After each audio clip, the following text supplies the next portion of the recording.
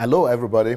I'm here to offer you a wonderful opportunity that people have been asking me about wherever I go.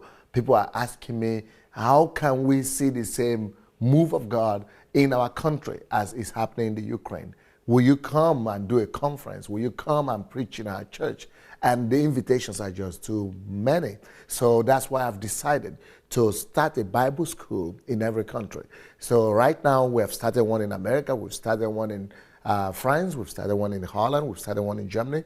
Now it's time for England. So we're starting a History Maker Bible School in the city of London from September 25th.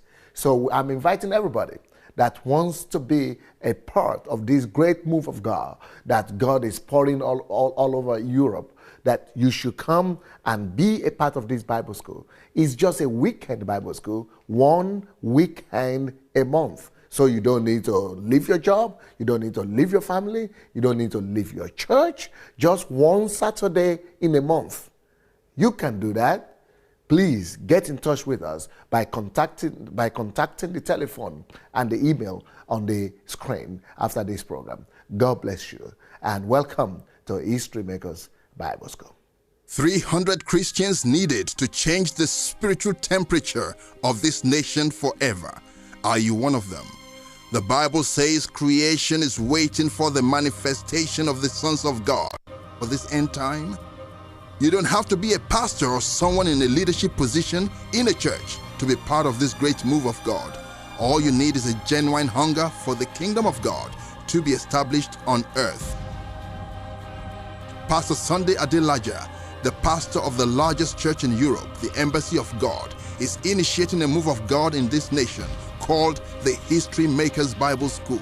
The History Makers Bible School takes place only on one Saturday every month to equip you for the next level. It will also be a good opportunity to network with like-minded Christians. You will receive tried and tested keys to church growth and pastoring without tears at the Emmanuel Center, 9 to 23 Marsham Street, Victoria, London, Southwest 1P 3DW.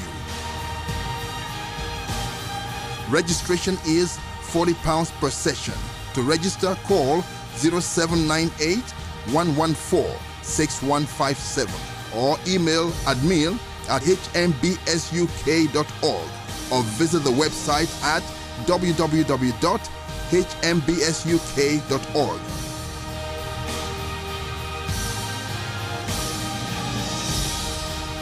Whatever you do, don't miss this move of God. Call the number on the screen now to register. Remember, you were called for a time like this.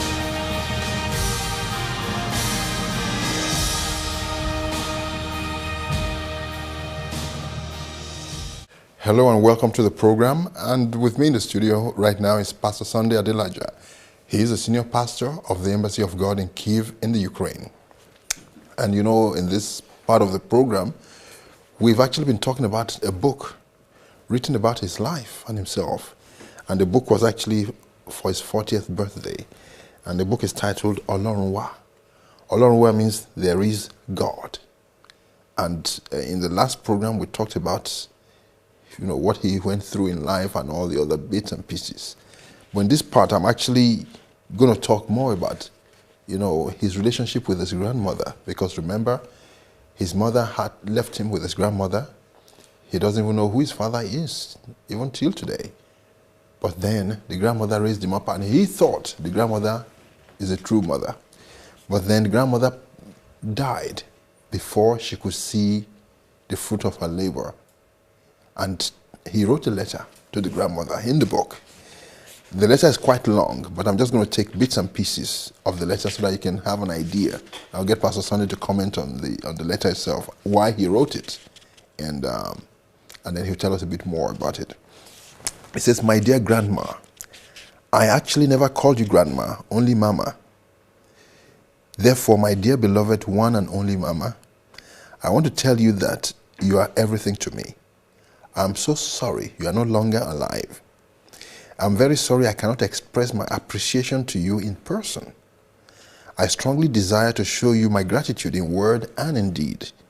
but this will never be fulfilled on earth. However, if the dead can hear and see what the living are doing, I hope you are proud of your son, Olorunwa. And Olorunwa is the name she used to call him whenever he gave her grief. You have given me this name, hoping that something good will come out of me. It means there is God. You had the foresight because I knew you.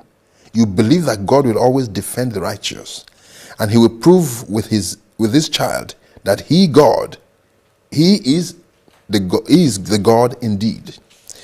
I want to say that God has really vindicated you and your faith. He has defended the righteous. Even in that little child, Olorunwa, there is indeed a God in heaven. You are my hero. You believed in me when there was no reason for anybody to believe in me. Even your own daughter, my biological mother, I do not think she believed in me as much as you did. When she left for her second marriage, I was left with you. You took care of me, nurturing in me the values of life. And from 3 years old, I have remained with you till the day of your death. And you were the only person I knew. You believed in me. You took care of me. You fed me with your last food. You took me with you everywhere. At the very fragile age of 57, while all your children were grown up, you became a mother again to your grandson. You dedicated your life to raise me up. And in those days when I was proving stubborn and did not understand life, when I was very troublesome and disobedient, you were always telling me, I am doing all these things for your sake, and everything that I do is for you. I did not understand this then. I was foolish, I was ignorant. I was angry at my condition of living and of all the tragedy that occurred in our family at that point. So I want to say, sorry, Mama, now that I have grown up. I'm apologizing and asking for your forgiveness, and especially regretting the fact that I could not pay you this gratitude in action and in deed. But the whole world will come to know who you are because of your faithfulness. I had dreamt of the day I will grow up to take care of you, but that was never to be. And now, Grandma, your little son is turning 40.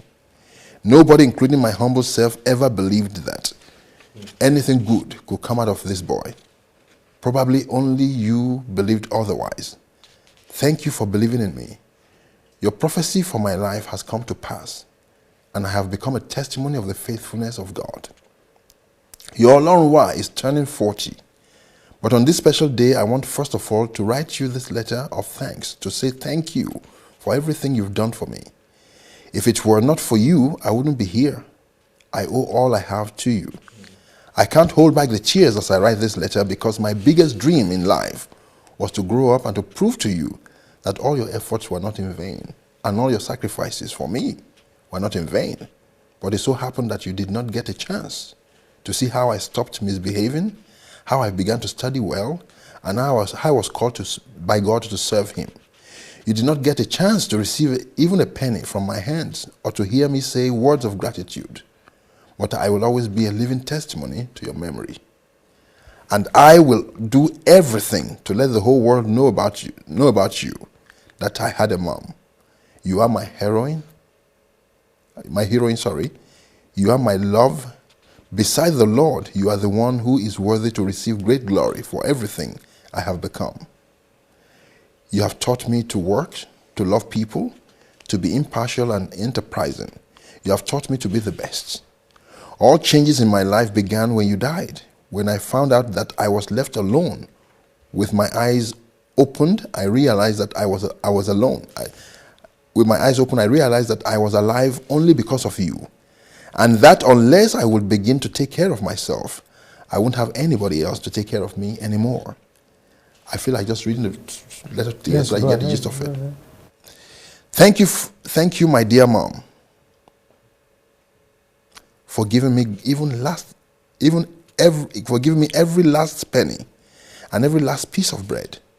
Thank you for giving me your life.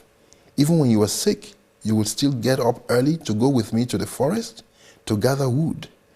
I cannot help but say this with weeping and crying, because the only Sunday Adelaja you knew was a troublesome lad, very hopeless and reckless. The last time I saw you, you were diagnosed with cancer and taken away from the village to the hospital. You told me to take care of myself and to remember whose child I am and where I come from. From that time on, the only last time I saw you was at the hospital when I came to see you.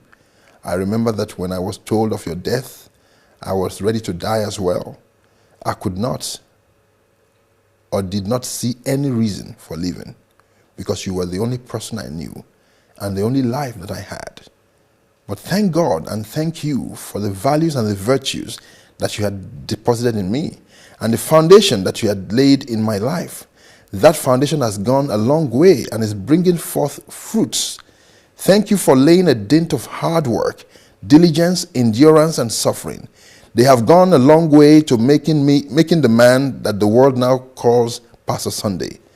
I continue to live and decided to dedicate myself to finish all the works that we started together. I am so sorry that you weren't able to see that, Mom. I have finished all those works. I didn't stop to fix pap and to sell it door to door in the neighboring villages.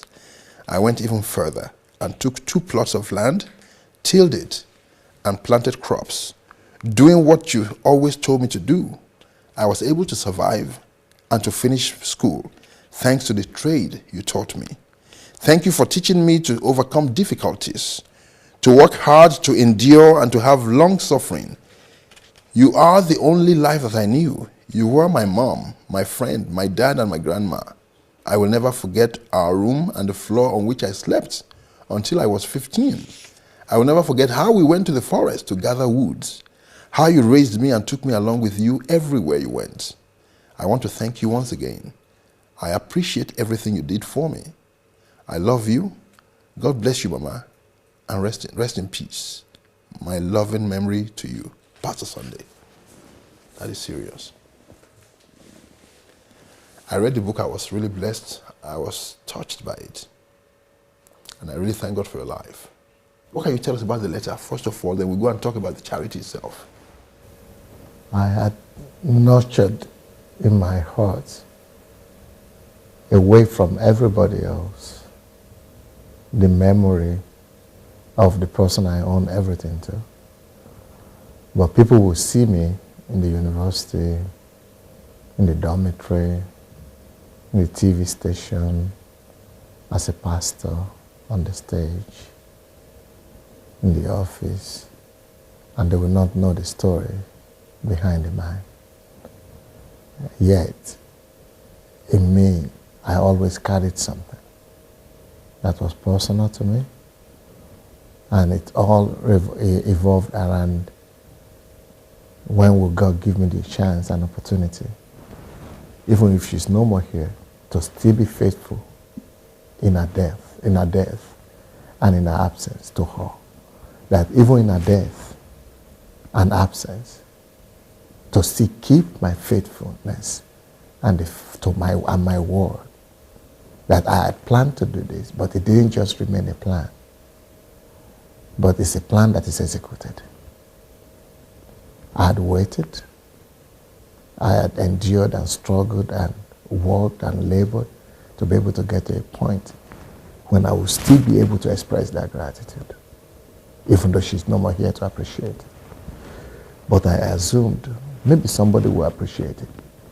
Maybe somebody will not be so callous to their loved ones as I was callous to mine.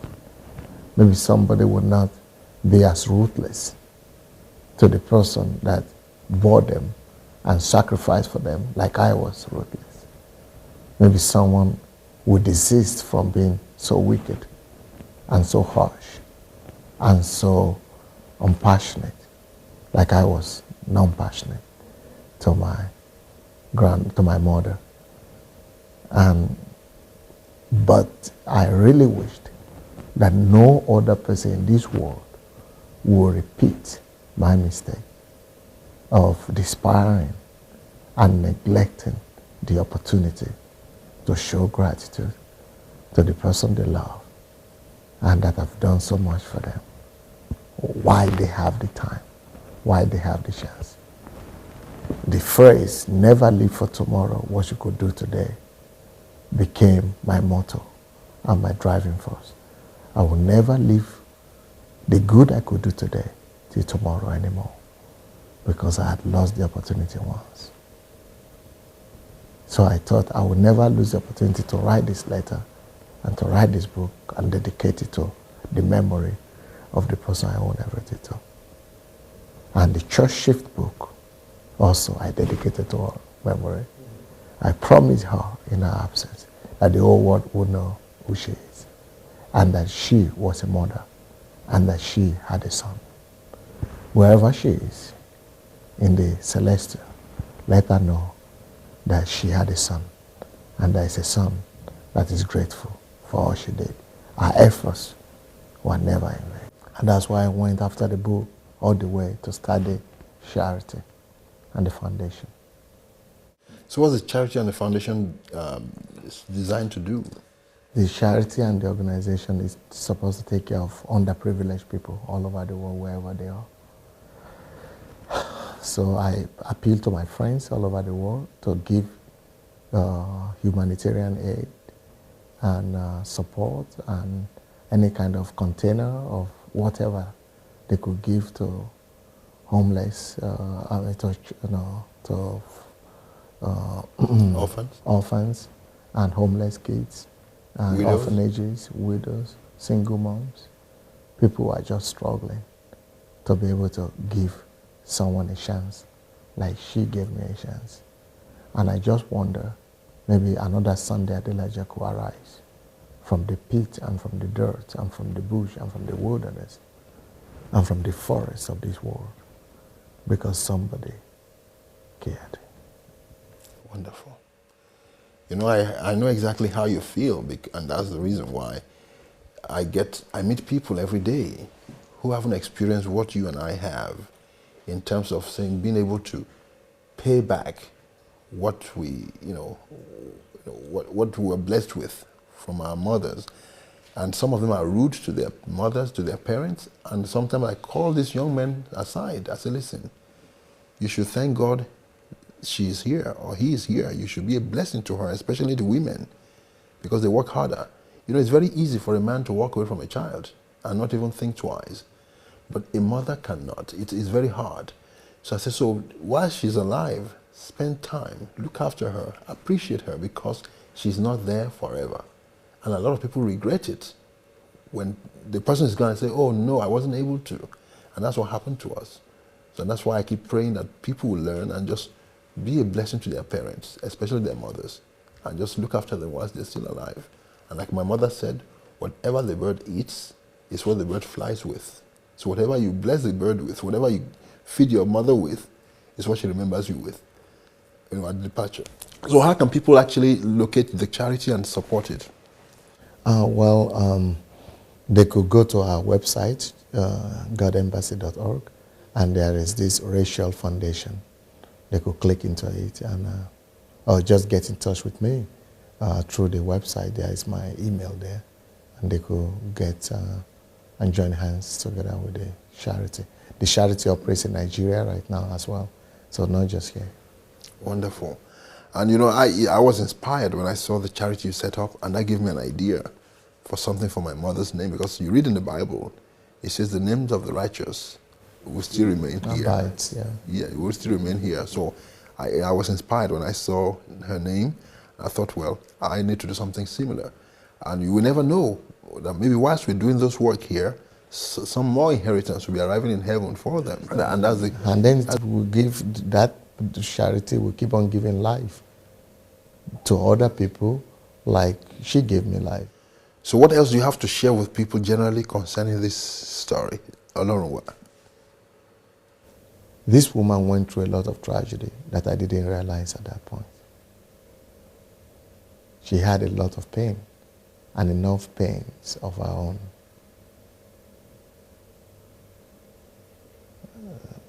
No. She had enough pain to just be in depression and not even mind, not even notice me that I was alive. But the fact that I did not appreciate what she did, talk less of try to comfort her. That was wickedness. So a lot of kids and a lot of children down there, they don't know the story and all the pains of their parents. And they just think, no, they just need to receive from their parents. One of my lesson is that don't just focus at receiving. Focus at giving. Focus on giving. As you receive one thing from your parents, don't think they must because they are your parents. Think of how you could give them back immediately. Don't wait till tomorrow. And it's a lesson that will stay with me all my life. And it's a lesson that will stay with me that this is not just concerning my grandmother. This is concerning everybody that I come across.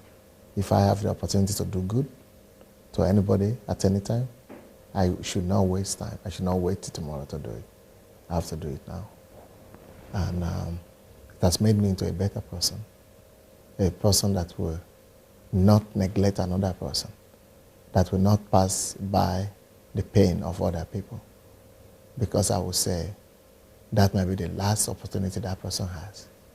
I must respond to him or to her now. Before that will be the last opportunity is God. So that the regret of the last opportunity I lost will not abide with me. And so that they will not have to suffer what I suffered when I was growing up as well. And so that other people will be given a chance, just like I was given a chance. And I became somebody. And also it has taught me that even if somebody is not grateful today, the people I do good to, that life has a way of teaching them tomorrow. I was not grateful when I was growing up to my mother, and she never saw me to be grateful or to be thankful. But today, life had dealt with me, and God has found a way of teaching me. So don't really expect an immediate response from people you do good to. They might not always be grateful to you at the particular time you do good to them. But just do good and forget about it. And sometime, if they will really need you, if you will really need them, God will touch them and deal with them to be able to show that appreciation at the time you need it most. Wonderful. On that note, I want to thank you so much for watching and being with us all the way through. And you know more, and you know what? There's still a lot more to come. And I just want you to keep praying for the life of the man of God because he is a pioneer in this generation. You read about people like Martin Luther and so many others. And you say, wow, I wish I was there then. But today, you are here now. And you have the opportunity to be part of it. That's why when I read a book about the life of the Apostle Yemi Balogun, who was a great revivalist in the 1930s in Nigeria, I thought, wow, I should have been in that company. Because it was awesome. I should have been in that company. It was an awesome thing to read about those guys. They did great things. They did heavy things. And you know, but thank God today, we are able to see something, a model of what God is going to use for his final move on this earth. And it's a model that we have to all apply, because I've never seen anything like this ever before, anywhere in the world. But I'm convinced beyond any reasonable doubt, like they say in a law court, that this is the style that God is going to use. I want to pray for you that God will continue to lift you high and bless you and use you to the glory of his holy name as you continue to humble yourself under his mighty hands, and that God will give you the grace to step this way. Come over to Kiev and have a look at what is going on the ground. It would inspire you and it will transform your life and your ministry to the glory of God's name. Thank you so much for watching, and we'll be back your way pretty soon. And whatever you do, keep loving God and pressing deeper into him. Thanks for watching, and bye for now. 300 Christians needed to change the spiritual temperature of this nation forever.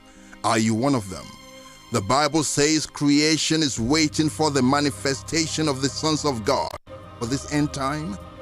You don't have to be a pastor or someone in a leadership position in a church to be part of this great move of God. All you need is a genuine hunger for the kingdom of God to be established on earth. Pastor Sunday Adelaja, the pastor of the largest church in Europe, the Embassy of God, is initiating a move of God in this nation called the History Makers Bible School. The History Makers Bible School takes place only on one Saturday every month to equip you for the next level. It will also be a good opportunity to network with like-minded Christians. You will receive tried and tested keys to church growth and pastoring without tears at the Emmanuel Center, 9 to 23 Marsham Street, Victoria, London, Southwest 1P 3DW. Registration is £40 per session. To register, call 0798 114 6157 or email admin@hmbsuk.org or visit the website at www.hmbsuk.org.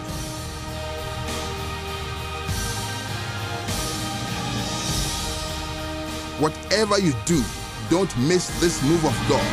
Call the number on the screen now to register. Remember, you were called for a time like this.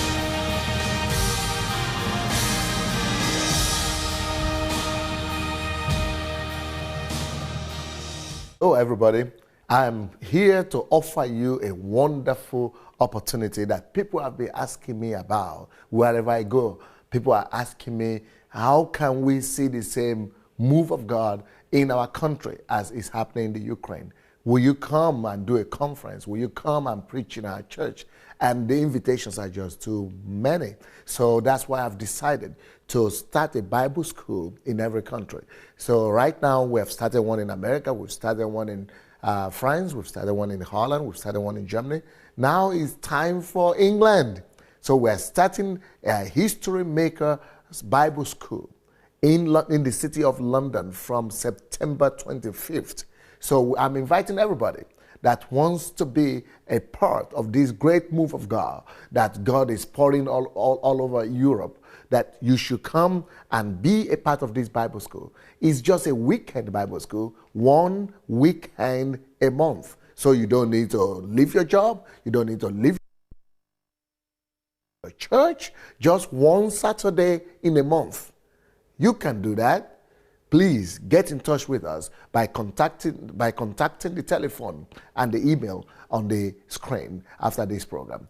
God bless you and welcome to History Makers Bible School.